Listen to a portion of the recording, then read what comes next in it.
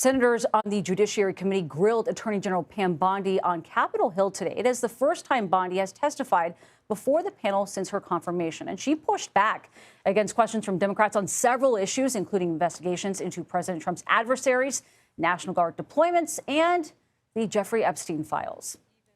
Our memo on Epstein clearly points out that there was no client list. You know, Senator Durbin, I find it very interesting that you refused repeated Republican requests to release the Epstein flight logs in 2023 and 2024. I wish you loved Chicago as much as you hate President Trump. And currently, the National Guard are on the way to Chicago. If you're not going to protect your citizens, President Trump will.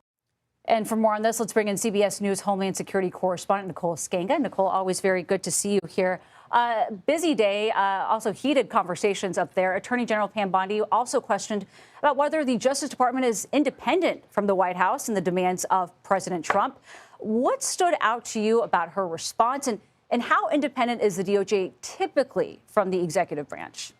Yeah, good to be with you, Nancy. Attorney General Bondi really refused to say whether she's even discussed investigations into Trump's political opponents with the president himself. Instead, we heard her deflect, calling Trump the most transparent president in history. And when she was repeatedly pressed by Democratic senators, she declined to commit that DOJ acts free of political influence, saying only that she is ending the weaponization of the Justice Department. Now, that is a pretty sharp break from how past attorneys general have at least publicly pledged to keep DOJ really insulated from the Oval Office, especially since Watergate. I mean, presidents have largely shied away from steering individual prosecutions. So Democrats today arguing her comments really blur that line, while we heard from Republicans who praised Bondi for restoring fairness here.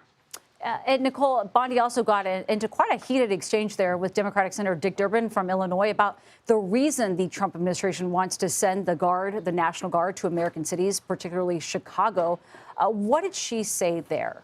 Yeah, this was a pretty fiery exchange. Durbin pressing Bondi to explain the legal basis for these deployments and whether the White House ever really consulted with the Justice Department prior. Bondi refusing to answer, saying she wouldn't discuss her internal conversations.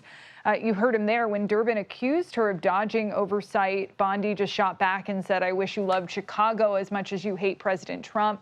She claimed the Guard is being sent because, quote, "if you're not going to protect your citizens, President Trump will." That comment, we should note, does appear at odds, however, with the Trump administration's and the Pentagon's justification for really sending the National Guard.